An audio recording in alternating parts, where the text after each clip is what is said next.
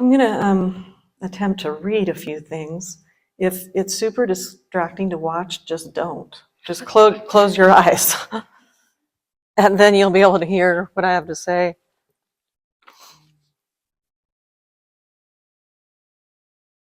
Nancy gifted me this book yesterday, and it's like a favorite already. Zen Master Raven, Sayings and Doings of a Wise Bird by Robert Aitken. Impermanence. One night under the starry sky, the circle was quiet, and members seemed pensive. Badger broke the silence and said, "You know, I can't visualize myself expiring completely." Raven said, "A ghost."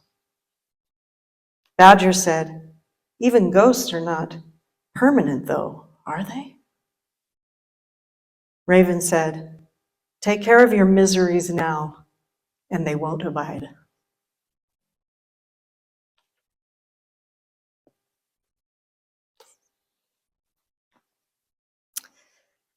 And this is from the Radiant Sutras. I don't say this word right. Vijnana Bhairava Sutras, the conversation between the divine masculine and the divine feminine, Shiva and Shakti. And this is what's marking this page. Sharon! Oh. The heart of the universe pulses in all hearts. There is one who is the life in all form. There is one who is joyful in simply existing, in all bodies, as all bodies. Explore the life that is the life of your present form. One day you will discover it is not different from the life of the secret one, and your heart will sing triumphant songs of being home everywhere.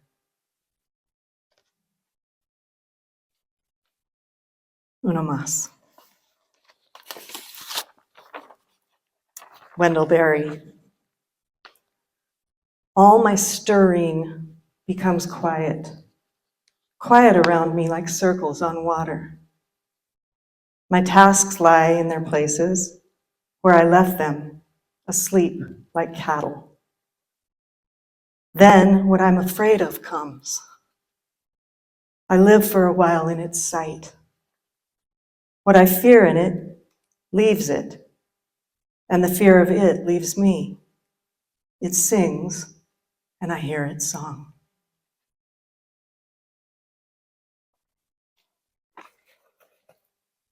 Take care of our miseries now, and they will not abide. Be at home everywhere, in the heart of being. Sit in the fear of it, and let it sing its song. And that's what we've been contemplating all week. How, the how maybe, which is less of a how and more of a relaxing, but still we want something.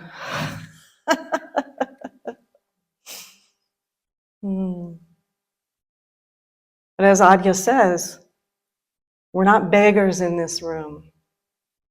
We're not coming with our demands and our needs and our wants, demanding, wanting, needing. We're remembering what is. What is? What is? So if we keep inserting the want, the need, the lack, the insufficiency in between what is and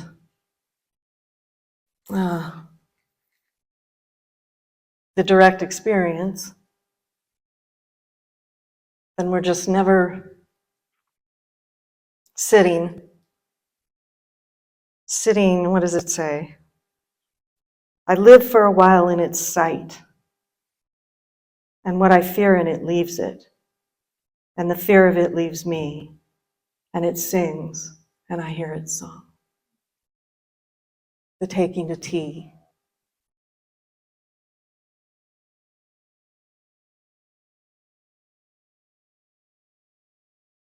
We show up,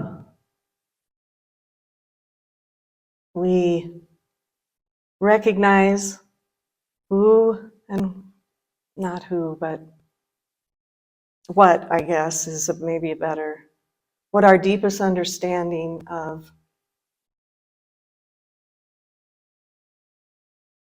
that which doesn't come and go is right now, in this current moment. And we sit down there. And then everything is at home with itself. And it's not so much that love comes back for everything, it's that everything returns to love. Its original love, its original self, its originality is love. There's the mind's overlay, which we think is direct experience.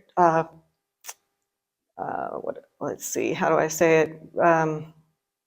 Proved by our direct experience, but we haven't directly experienced. We've only thought about experience, and then we call that direct experience.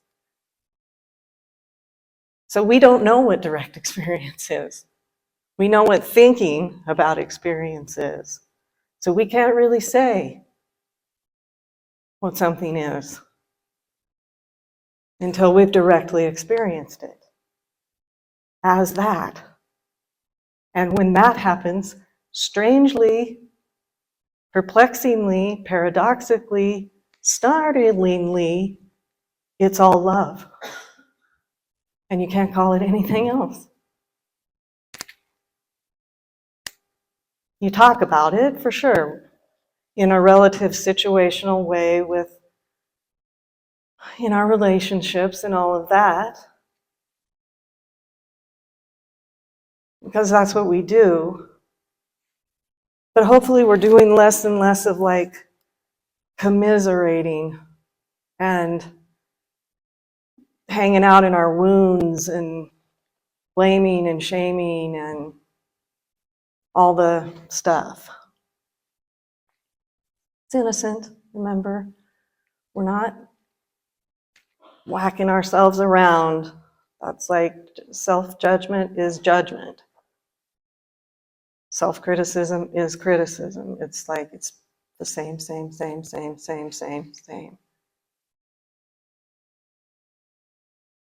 We're showing up, we're doing the best we can from the level of the heart, abiding in and as that center of the center, the abyss.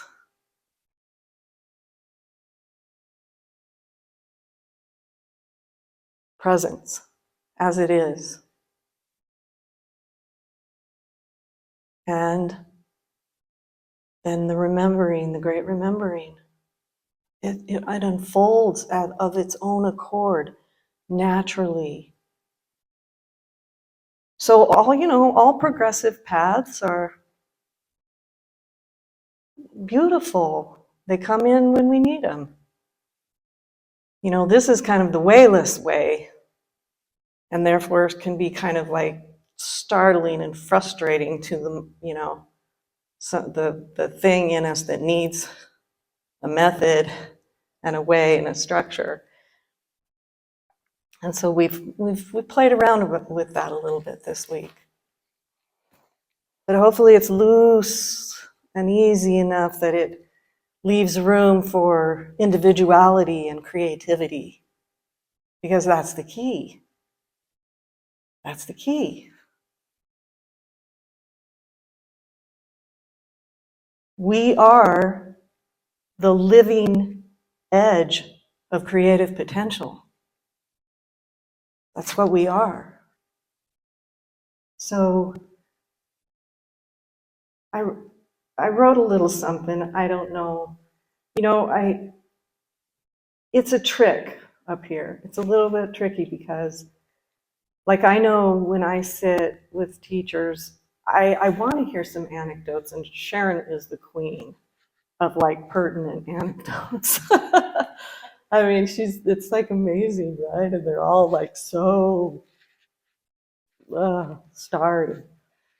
But also there's kind of the thing that like it can kick in comparison and like not good enough and all of that stuff. And so it's like, well, you know, these are examples meant to evoke your own individual creative wisdom that is here and now. So that we can, as my daughter used to say to me, "Hey mom, would you like to bask in my presence?"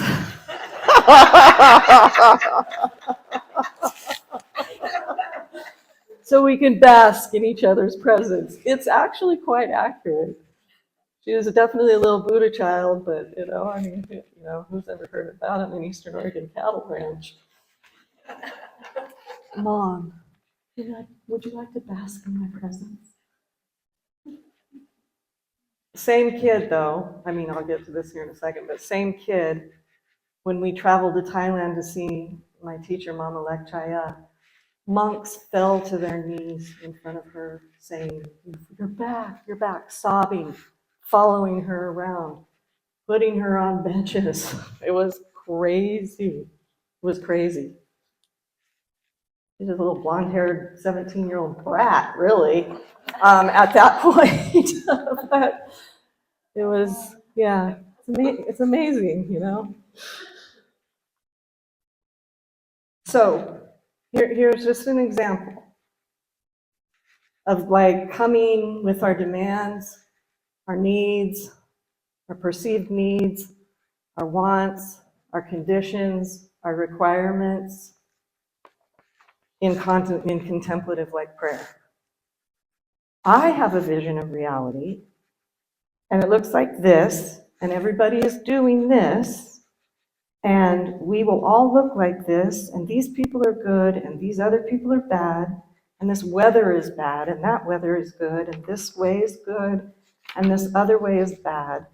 And all we have to do is align with the right ways, and at all times think positively and act righteously, and could you just give me what I want? I mean, you hear it.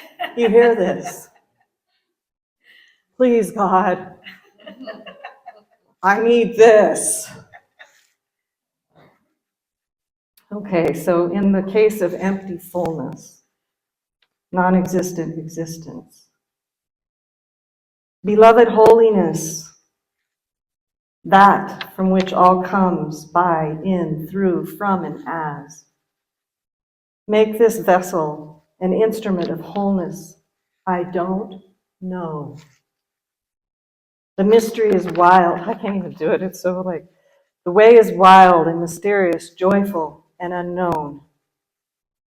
Lead me to authentic expression of peace, love, compassion, and justice through your individual ray of light on the immediate path that is illumined by and as this love.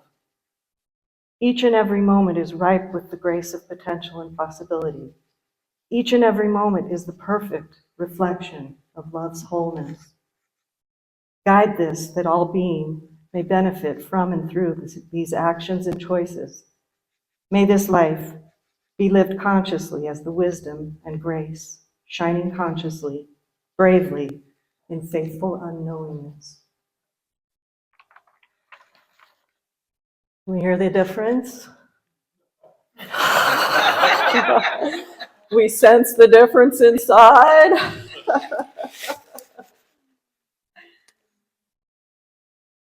Wild, mysterious, and unknown. And the appearance, existence is not as it appears.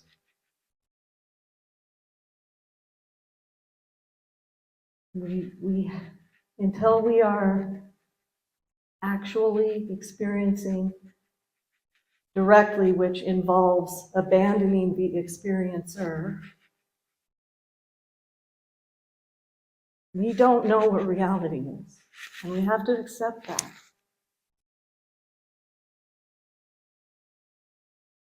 and get very embodied, this term that's going around.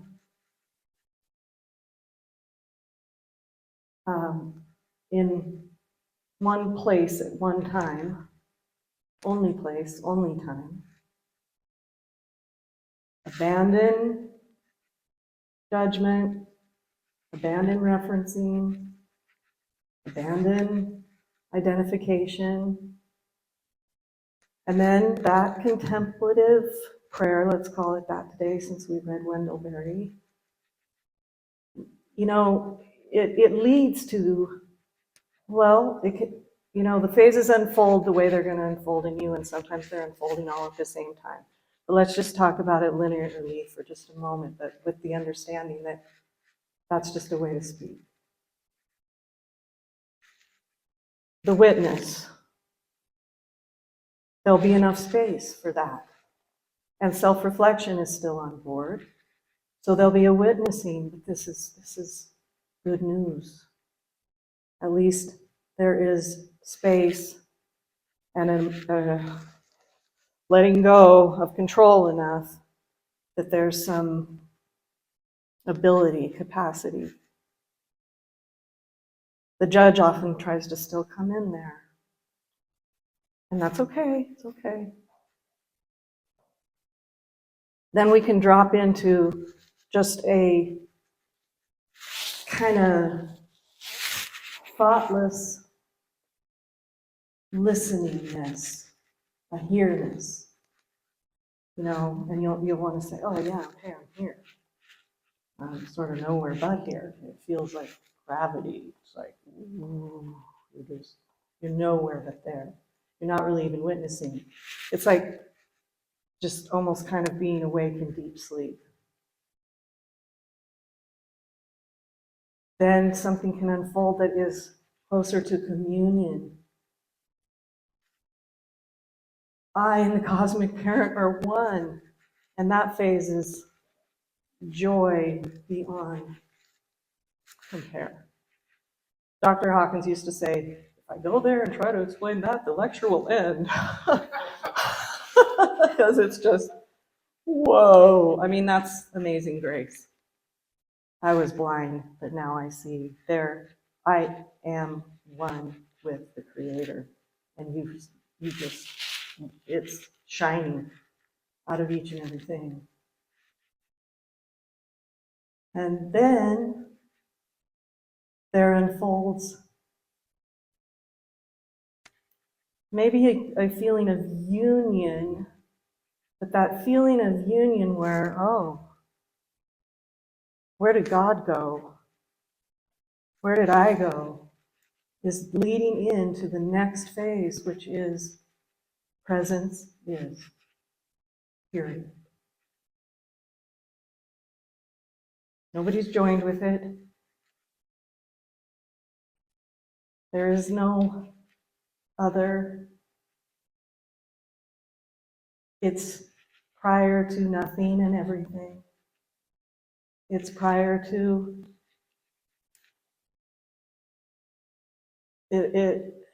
it's the ground. And nobody's there to experience it. It is.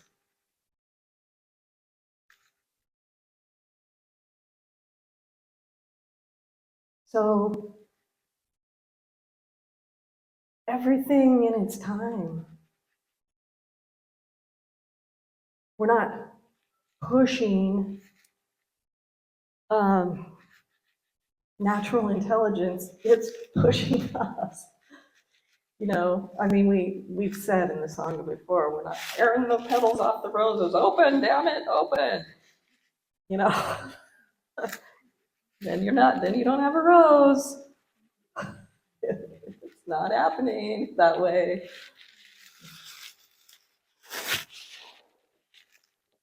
Funny thing is when we drop all those demands, insistence, I'm insisting on things. And I know exactly how reality's supposed to look. It's just not living up to it. But God can intervene for me. Oh. we're crazy. When we end up abandoning all that, dropping all of that, unfolding is, the things I fear come and sing their song to me. My heart is home everywhere.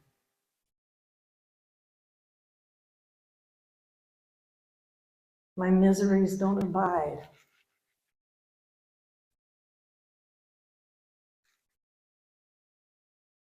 Because they've been deeply, fully transmuted through direct experience. I mean, and experience is just not even the word, but I can't find a different one, and I haven't read it in any of the books. But I will say that when the experiencer drops out, you'll have a hard time using the word experience. But if you just keep saying is, which is what happened the first few years I taught, people were like, wow, okay. It is, okay. Can we get a little more?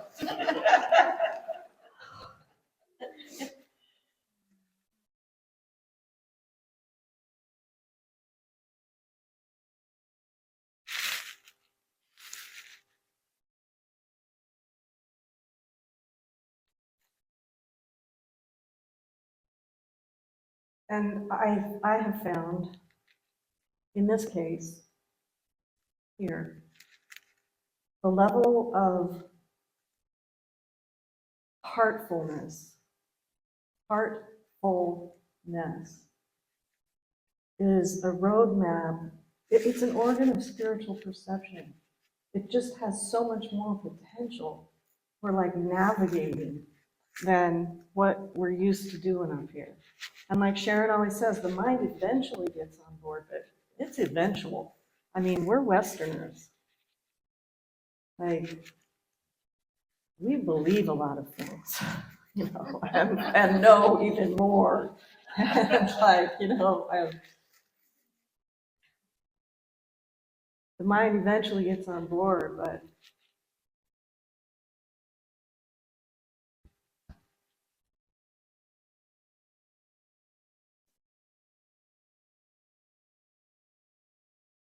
my friend Marge calls it knowing with a capital K down here. An intuitive sense.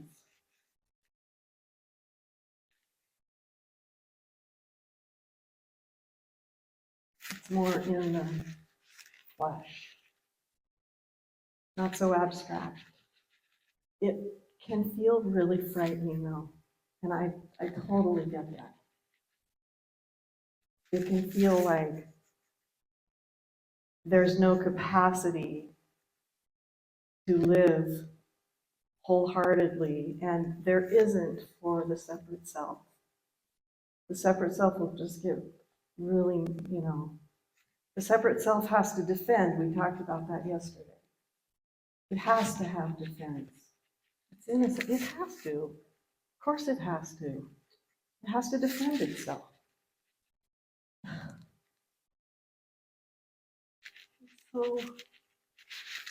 It's so innocent. Of course it has to defend itself because it doesn't understand what it is. It thinks that it is its own creator. It has to do everything. And so it, you know, it's running scared from the get-go. Running scared.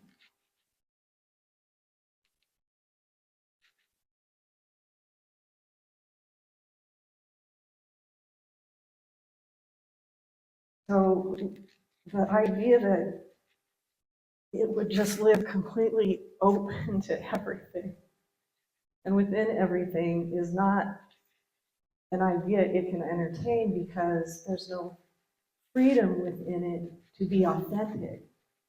And in order to live wholeheartedly, authenticity and discernment must be in place. I mean, yeah.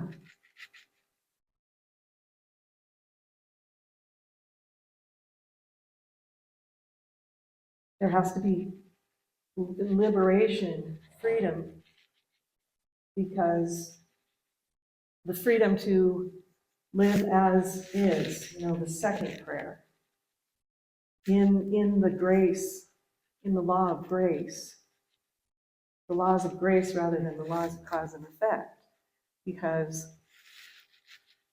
it's a wild world out there in ego land. And if you can't discern what something actually is, you need defense. You need territory.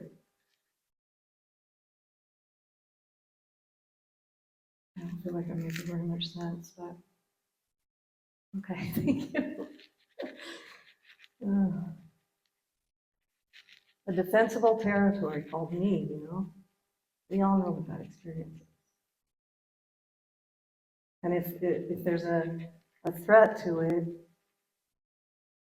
it threatens the entire structure, the entire, what do they call it, the house of cards? And that can't be born. It can't be, the smaller self can't bear that. That's the cross. Can't bear it. Understandably so.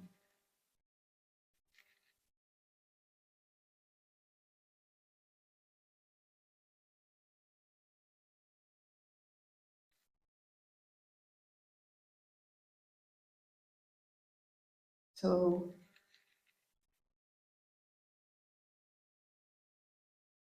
the intellect, the conceptual mind, maybe this isn't true for, the one that you're inhabiting here.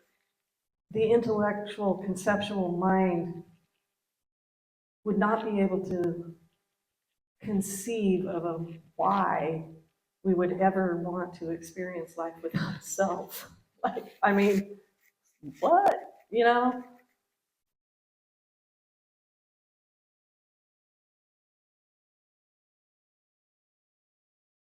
And yet, we're all drawn here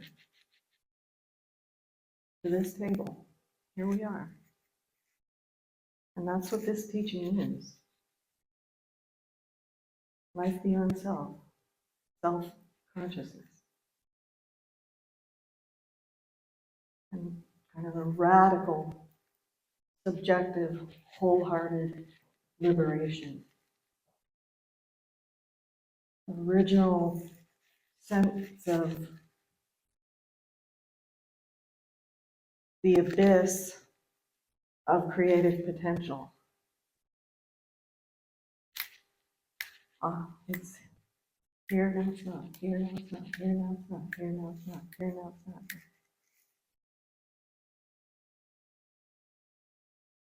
I've told the story probably too many times, but it was just one of those ones like we've all had that just impressed upon this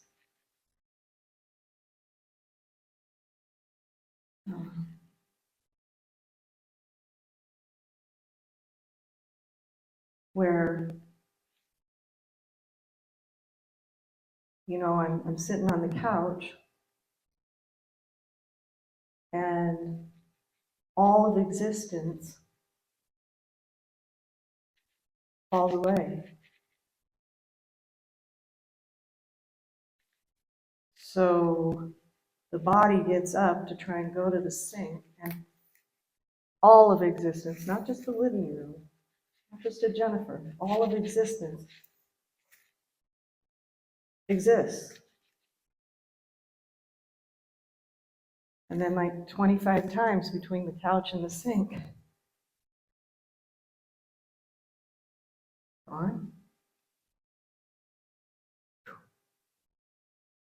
And you come to realize through something like that, that existence exists out of love only. It doesn't have to exist. Existence is here for the love of itself, like God so loved the world, he gave it its only son and daughter. The existence, like the thought that stirred the deep no thing, let there be light. And there was, and it was good.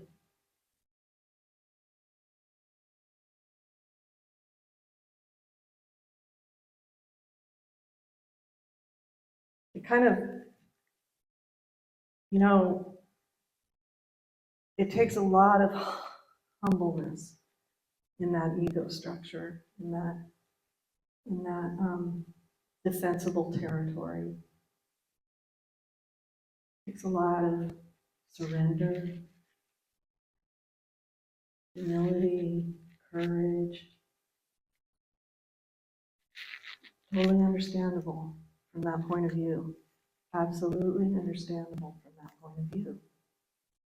We can only ever move as the level of consciousness that we're currently inhabiting.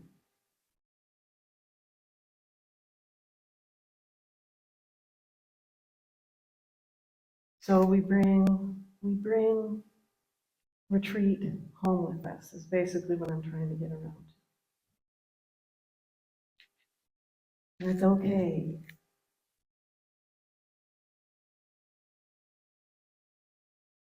And there'll be ups and downs, probably. Because things won't want the wind is blowing differently now, so the sand will shift. Tim used to dread it when I would come home from retreat. Ooh. He'd just lay low.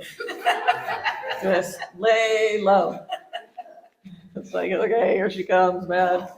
I don't know what's gonna happen. It's probably gonna get projected onto me. And I wasn't there and I didn't do it.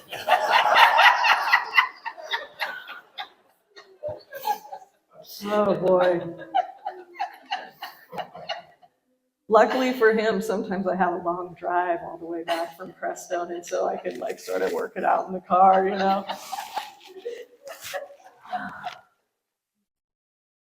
Oh, bless his heart. Oh. Well. Or, you know, I can sometimes get reports from people where they're just like, retreat didn't have. And then there's an insistence that retreat should have. You know, and it just didn't live up to it. You know, there was no big experience and I don't even know what happened, and you know, all that stuff.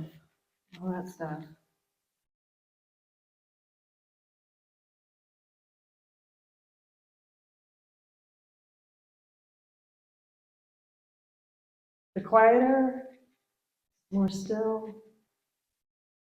more available to the moment as the moment we are, than the ever-present, immovable, not going anywhere, it's always here, unmanufactured, wisdom and love that we are, and come into consciousness.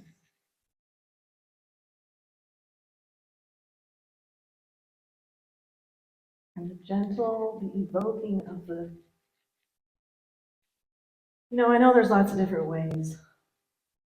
And I know sometimes we have to be pretty disciplined. You know, and I really have confidence in each and every one of you. You know what you need if you just sit down and. But just from having done this and watched people and been in conversation with a lot of people for the last 13 years, what I see is that a gentleness, a kindness, a tenderness to the whole thing. Not an indulgence. I'm not talking about indulging. Indulging is a radically different creature of me, me, me. Indulging is something really different than what I'm speaking about. You know, your child, like Dr. Hawkins always used to say, you have to treat your ego like a pet, a well-loved pet. You know, you're very gentle with it, but there's rules. You don't poop in the house. You know, I mean.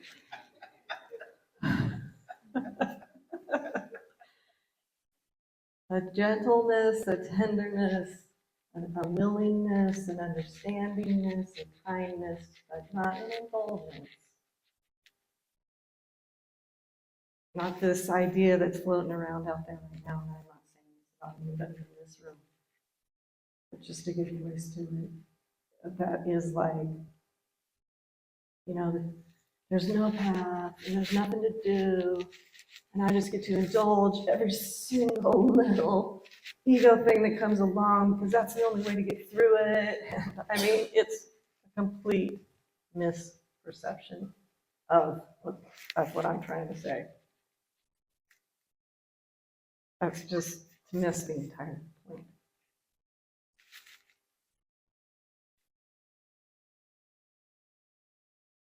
It's a giving way.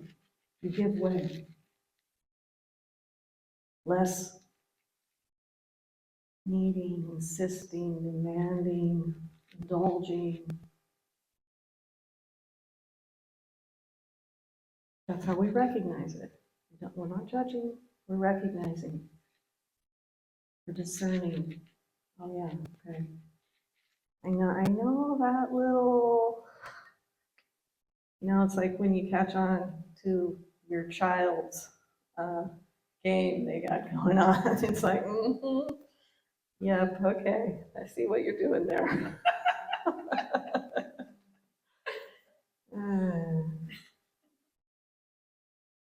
I went to dad because I knew mom's going to say no, Pretty soon you catch on to it.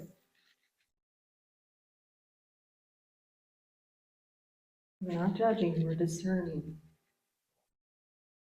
We're just becoming as available as we possibly can through our attention to awareness itself, presence itself, in whatever situation we find ourselves. And it brings up the word trust. Pretty soon, there's no gap, so like trust isn't a thing. But trust is until then. And maybe we can use Aja's question. How's that working for me? And be sincere about that. Like, how's this mental fabrication that I've got going on in this belief system working out?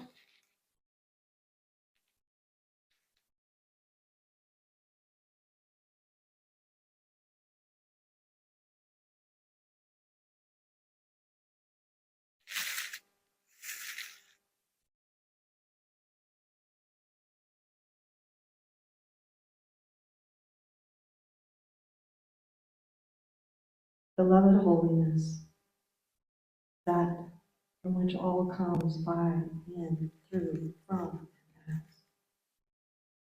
Make our vessel an instrument of wholeness, which it already is, but we're not consciously aware of it. It's never not that. We're never not what we are seeking. We are always that.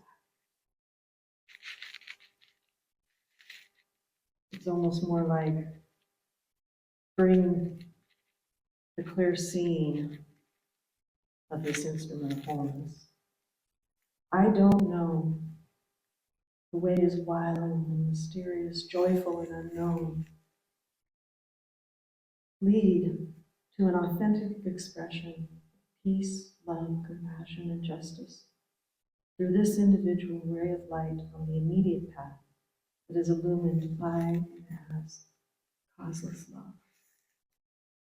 Each and every moment is the perfect reflection of love's wholeness. Each and every moment is ripe with the grace of potential and possibility. it's potential and possibility itself. It's not even ripe with it. It's just, that's what it is. That's what it is. Guide us that all being may benefit from and through these actions and choices. May our lives be lived consciously from this wisdom as this grace, shining bravely in faithful unknowingness. Devotion to right here and right now.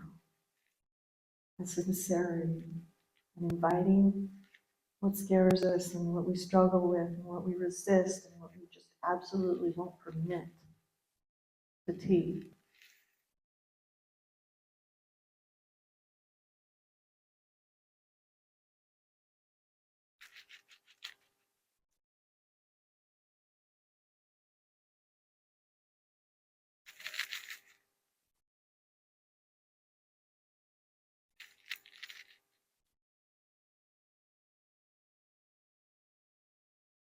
We are all that. No one more than any other. No one more than any other. We are all an expression of the great mystery,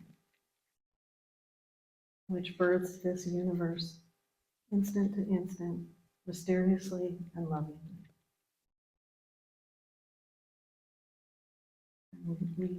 We rest assured. We rest assured. We are that. And the appearance is strong. It's very strong right now. It's a strong appearance.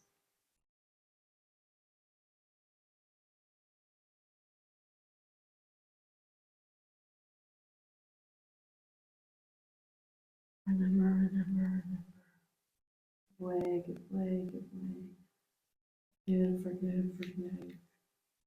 I no longer need to see reality this way. Please illuminate. Please illuminate the truth.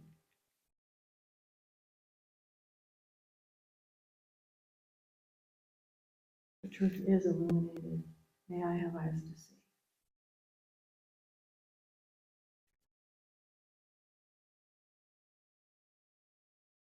Whatever your version of it is meaningful and relevant and vital for you. That's where the power is.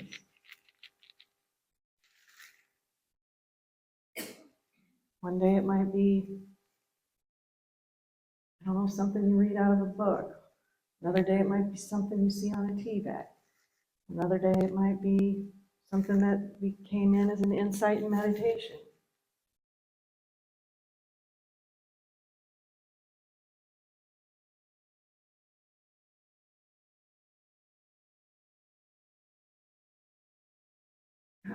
Have the freedom to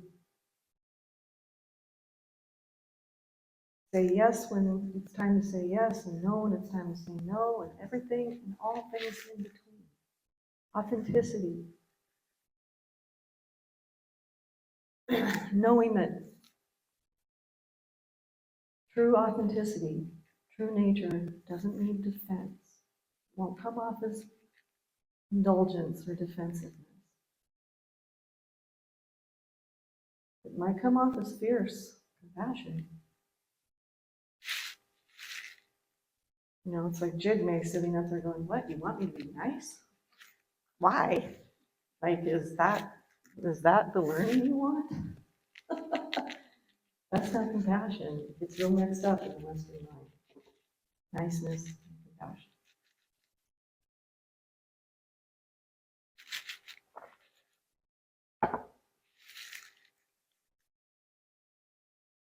Okay. One other thing I did want to say before I just stop here is that quite a few people in a small group have been like, yeah, the having tea, the having tea. No, you've never said it before. And I was like, have I never said it before? And I just had a glimmer. So I put it in like Finder on my Mac, you know, having tea. And It's a focused inquiry number 3 in the Evolutionary Love, We Are the Light of the World online course. They're all free on the website. There's many focused inquiries on those online courses I don't think people know about. But it is there. It's written down. Because Ani's always telling me I need to write things down for my students, and there's just reams of writing, reams of reams, but like, who's going to organize it? I don't know. But that one is written down. Focused inquiry number 3. The first study course we did. And it's all, it's not like you have to pay for it or anything, it's all there on the website.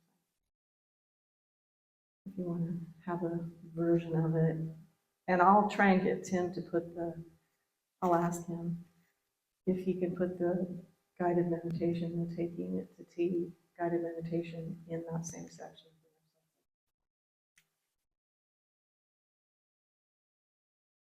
I love the Finder thing on the Mac.